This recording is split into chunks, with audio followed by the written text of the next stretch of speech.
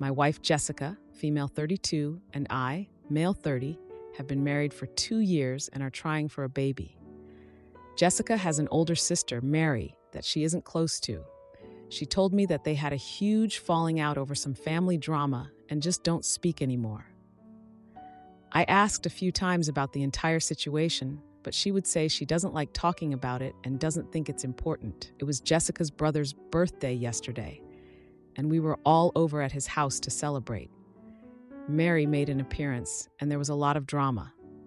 Long story short, she called Jessica and her brothers out for still associating with their dad when they know that he is a child molester. No one was paying her any mind, and I was really confused on what the hell was going on. When Mary left and Jessica and I went home, I asked Jessica what the hell happened. She said that when they were kids, Mary used to claim that their dad used to molest her. I asked if it's true, and Jessica was stuttering a lot. She said she knows her dad used to do bad things, but that Mary cut them all off when she turned 18 and moved out. I asked if she is admitting that she knows her dad was a child molester and did things to his own daughter. She said he doesn't do it anymore, and he was just in a really bad place in his life, and he apologized to Mary, so there's nothing else anyone can do for Mary. I was honestly appalled. I also feel so terrible for Mary. Jessica made it seem like Mary did something wrong and deserved to be basically exiled from the family. I could have never imagined that this is what happened. I asked if she expects me to now be willing to have that man around our future children, and she started shouting at me, saying I'm judging him off something that happened 2 decades ago, and whether I like it or not, he is going to be our child's grandpa, and he will be in their lives. I said if she insists on it, I think we need to hold off on having kids and have serious conversations about it. She's extremely angry at me, but I don't know how I could better react, to be honest. This feels like a huge deal that she is minimizing. Am I the jerk? Now, for a few important comments. Commenter, not the idiot, and run. Please talk to someone from RAIN. They are an organization for victims of intimacy attack. This is not something minor like occasionally being crabby with your kids on the mornings you have a migraine. This is a crime. I know a victim of child intimacy abuse, and many years later and thousands of dollars in therapy, this woman is still hurting. You need to get out now. Then OP replied, I wish I could accurately describe how Mary looked and sounded when she was going off on her siblings that day. It actually sent shivers down my spine. She looked so angry but so defeated at the same time, all while they were all looking at her like she was crazy. I still can't wrap my head around it. I want to reach out to her and check if she's all right, but I don't know how appropriate that will be. Not the idiot. Someone who has glossed over child molestation. Would she want to leave a future child of yours with grandpa for the night? That's chilling. And once you have kids, even if you divorced her for this later, you couldn't get full custody over this. If grandpa never went to prison for it and isn't a convicted intimacy offender. It's awful all the way around. I can't believe you've been married 2 years before you even hear this story. Then OP replied, that's exactly what I was thinking. He never went to prison, never been reported to the police at all, and there's no proof of what he did, so I would have no case and no power to keep him away from our children. I don't want to feel helpless in what happens to my children. I don't want to fail them like that. I don't think I should even have them with her at any point now that this has all come to light. Commenter. And I bet she did everything she could to hide this from him, their whole relationship. Then OP replied, I think this is a huge part of why I'm so angry at her. She had so many opportunities to tell me. There are instances where she had to have actively gone out of her way to keep this entire thing from me, and if Mary hadn't shown up to their brother's birthday party, I would have still been in the dark. Now for the update 11 months later. It's been nearly a year since my initial post, so I thought I would give an update. A few days after my original post, I sat Jessica down and told her how I was feeling. I told her I'm not okay with what she and her family had done to Mary. They knew what their dad had done to her, but still chose to take his side and make Mary look crazy. I told her I'm also not okay with brushing her father's crimes under the rug. She was quiet and didn't say anything. She didn't try to defend herself or her family. She was just staring at me in a very chilling way, almost like she was indifferent to whatever I had to say and just wanted it to be over. I told her I needed time to myself, and I would leave and think about what I wanted to do. Suddenly, she was paying attention. She seemed shocked and panicked. She started begging me not to leave, saying I'll get over it in a few days when we get back to how we usually are and things settle down. She said all families have skeletons in their closet and that this can't define our marriage. I said no, and I left the house for a few days. I ignored all her calls and those of her family. I reached out to Mary on Facebook. I wrote her a lengthy message about how I had no idea all she had been through and that I'm so sorry for how her family treated her. I told her to reach out to me if she ever needs anything. She got back to me and asked if we can meet for coffee. We met up the day after. At first, it was small talk. Then she asked if I would be okay if she told me her version of events. I said of course I would, and she spoke to me about it. Everything her dad did and how her family treated her after she told them. I felt physically sick. She even told me stories about how Jessica told her friends that Mary has a mental condition that causes hallucinations, and that just in case Mary starts rumors about their family, that's why. A lot of people still believe Mary has a mental condition because of Jessica. I knew after that talk that I had to end things with Jessica. I went over to our house and told her I want a divorce. I told her I cannot stand the thought of being her husband and a part of their disgusting family. All she did was cry and ask all this for her. I knew then that she hadn't changed. She was still the same person that did all of those things to Mary, and she was still doing them. We're still not officially divorced, but we haven't been together since, and we are going through the process. It's just taking longer than I thought to get it finalized. Mary and I became friends.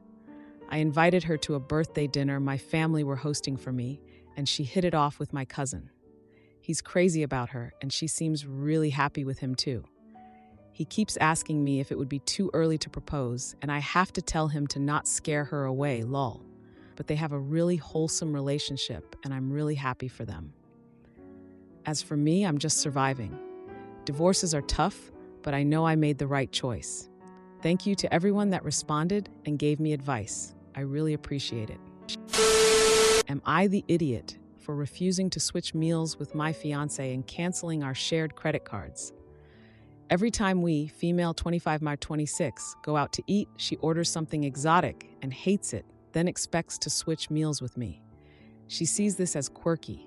I'm about to leave her. It's so frustrating. What are some solutions? Maybe I'm making too big out of this. Maybe it is a big problem and why I'm posting here.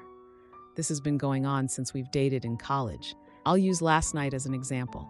I'm always safe order guy, meaning I get chicken tenders, steak, a burger, orange chicken, etc.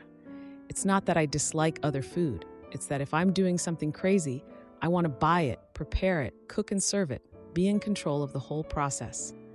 She always orders the special, the catch of the day, the taster's menu, etc. And she invariably says, I don't really like this. I should have just ordered what you got. Let's switch. And she grabs my plate. Sometimes I'm able to eat her food. Sometimes it really is bad, and then I go hungry. I've brought this up with her, and she has upfront told me she thinks it makes her quirky and fun, and I've known this since dating her. Last night, we went to a sports bar after our league beach volleyball game, and we're starving. I just wanted food, so I ordered chicken tenders and fries. This dingy sports bar was having a snow crab special, which of course she wanted. I begged her to please just order something they couldn't mess up, and she accused me of being so boring. Food came, the crab legs looked, smelled, and tasted like they were rotting wax, and of course she didn't want it and wanted my tenders. I finally stood up for myself and said no, she could send them back and order her own food. Cue massive fight. She accused me of wasting food, of not cooperating with her, and not reading the room. Whatever that meant. I told her that no, I was not doing it this time. She started crying and demanded to go home. I said no, I was so hungry I was eating my food. I think she got an Uber to a friend's house and I have not seen her since. I'm fed up. Is this breakup worthy, and what should I do about this? Edit. We are engaged and live together. We also share credit cards and bank accounts. Now for some comments.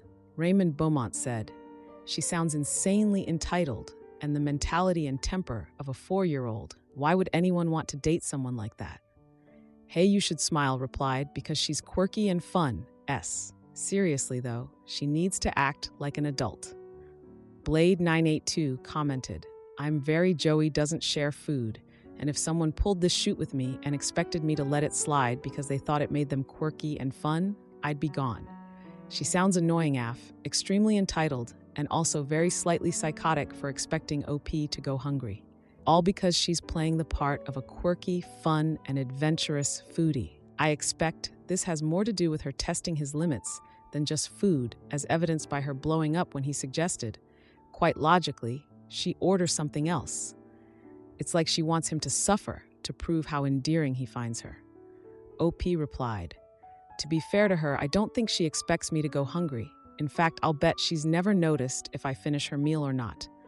Mama Loves You More added, "That's telling if she doesn't even notice. Makes you wonder what else she isn't noticing about you in the relationship." OP responded, "I don't want to sound like a crybaby because I have made a choice with her, but yes, I do more of the labor in the relationship." Sheila Monarch said, "It's only quirky and fun if she eats what she orders. I realize you already know this, but why in the hell should you have to give up your food because of her bad gamble? At the core of it, it sure seems like a let's see how much of my nonsense he will indulge test. I would say no more would be the correct answer. You haven't seen her since? I suspect she'll be back in touch, and you can give her an opportunity to apologize, but that shoot is unacceptable. She owes you an apology, and I sort of doubt you're going to get one." OP replied, "Your second paragraph was what I've felt for a long time put into words. Thank you." Lady Tippington asked, "If she's the one labeling it quirky and fun, it isn't. I get wanting to try something, but she needs to order her own food. Who pays the tab?" OP answered, "I mean, technically we both do since we have shared credit cards and bank accounts." Now for the 3-day update. I don't remember the exact timeline of how things went down on Sunday as far as me posting, but the original was locked when she texted me at 6 p.m. telling me that I owed her a huge apology for the way I behaved at the sports bar and the volleyball game. I still don't know what that is about. I asked her where she was. She said she would tell me when I apologized. I said I was not going to apologize. She said she needed some time to think whether this relationship was right for her. I told her that I was just exhausted by so much of what she does that I couldn't do it anymore. She hung up, and I haven't heard from her since. She hasn't even been by to pick up a change of clothes, so I don't know where she is. I canceled all my credit cards we shared and opened a new bank account and took half out of our shared, but she hasn't taken any money out or used her debit card. So I guess I'm a little concerned since for all effects and purposes, she's disappeared. I'm not too worried now, but if I haven't heard anything by Friday, I'll call her parents. I kind of think she's doing this disappearing act for attention. Now for a few comments. Katie McDonut summed it up. Wait, so to sum this up, she ignored your reasonable request to order food she knows she'll like, publicly threw a fit when you wouldn't give up your own meal despite being warned that's what would happen, yelled, stormed out, and has been MIA for days? Over a meal that she could have easily sent back herself? Holy drama, bruh. Like, wow, bullet dodged, huh? Can you imagine a whole lifetime of ridiculous public tantrums over easily resolvable stuff? Yikes. OP replied, well, the meal and whatever it is I did to make her mad at the volleyball game. Neutral Good 079 suggested, text her to pick up her things by X date, or you will have it sent to her parents. I think she is doing this for attention, and all the more reason you were right to dump her. Tell her parents you broke up and she has not been in contact. Tell them that she did not tell you where she was, but could they check on her? Don't wait on that. The sooner you do this, the sooner you can get her out of your life. OP responded, okay, I can do this. Probably a good idea. OP made a final edit. I called her parents. They haven't heard from her either, and me calling them now has them worried because they thought she was with me. I'm going to drive her important things over to their house and wash my hands of her. Whatever happens to her is of her own making at this point. Am I the idiot for feeling unappreciated after my boyfriend gave the first slice of cake to his best friend instead of me at a picnic I organized? I am from Brazil, and here it is tradition that in a birthday party, the person whose birthday is being celebrated gives the first slice of cake to their favorite person after everyone sings the birthday song. This week was my boyfriend's, and he had 3 celebrations, one with his birth family, one with his adoptive family, and one with friends, which was a surprise picnic that I planned and organized. He has had a very difficult life, and his moms are really important to him, as the adoptive mom saved him from starving as a kid and raised him, giving him a chance at life. And his birth mom battled very hard against poverty all her life, struggling and fighting to keep her kids alive and well. So of course, I never expect him to give me the first slice of cake at the family celebrations. But then there was the picnic. I spent weeks planning and reaching out to all his childhood friends, making sure they would come. I went to bed at 2 a.m. the night before making him his favorite cake. I spent a shoot ton of money with food, drinks, and gifts. I did not do it because of the first slice, of course, but at all times I couldn't help but think, now is my turn. Turns out it was not. He has a best friend of many years. She and him are like brother and sister. They went through a lot of shoot together, like her losing her mom, him not having food to eat at home as a teen, and even though they are so close, they don't get the chance to see each other very often now, as they both are very busy with life and all its shoot. So of course he took the chance to show her some appreciation. She was so happy, and of course I understood the situation. He sees me every day and has the chance to honor me almost daily. He always makes me feel really loved and all, and he can't do that with her. Also, I understand he wanted to show her that him having a relationship does not mean she is not his sister anymore, a priority in that sense. I am not jealous because I know there is nothing romantic between them. She's pretty gay and polygamous. He is the most monogamous guy in the world, and he worships me, but I couldn't help but at least feel a bit, I don't know, do I need to explain? Maybe disappointed, maybe unappreciated. I feel like I can never be the most important person in the room. We always talk about getting married, we are each other's life, and still, get me? And also he did this in front of everyone, in front of all our mutual friends who don't really know her and all she means to him, so I also felt kind of embarrassed. I am just venting. I want to go home and cry a bit. I know I am being childish, but I guess I will keep it that way for now. Now for the update. 6 hours later. Hi everyone. Thank you for all the kind comments. Me and my boyfriend have very different energy spans, so I usually leave hangouts a lot earlier than him, which is what happened today. So I left, posted the story on Reddit, took a shower, and started to paint my nails. About 3 hours after I left, my boyfriend calls me. I pick up and he is sobbing. Notice he does not have Reddit and he does not speak English, so he didn't know about the post, and I had not talked about my feelings with him yet. So he calls me absolutely pouring, saying he was going home and he has had the best day of his life, that he loves me so much for doing this for him, and spends the next 15 minutes talking between sobs about all the effort I put into the birthday celebration, thanking me for every single one of the things I did. Then he mentioned the cake slice. He said to me that throughout his entire life, because he has always had birthdays in his mom's houses, he had never given a first slice to his best friend, who went through all that with him, and that me being empathetic enough to let him do this was honestly one of the most special things I had ever done for him. He told me she had been going through some very important stuff, and he was not around ever because of work and college, and she was feeling very left behind because of this, which is a huge thing since they are basically brother and sister. So the cake made her cry so much. It was the first time he had ever done this, and she finally felt like he had not forgotten about her. And then, because I made that much effort for him, he asked me to rest. He told me that this next week was going to be entirely for him to show me appreciation. He asked me to please, for once, not sabotage him, showing me love and pampering me because I feel like I don't deserve it. Because he was going to take his savings to take me out and spend the week giving me surprises.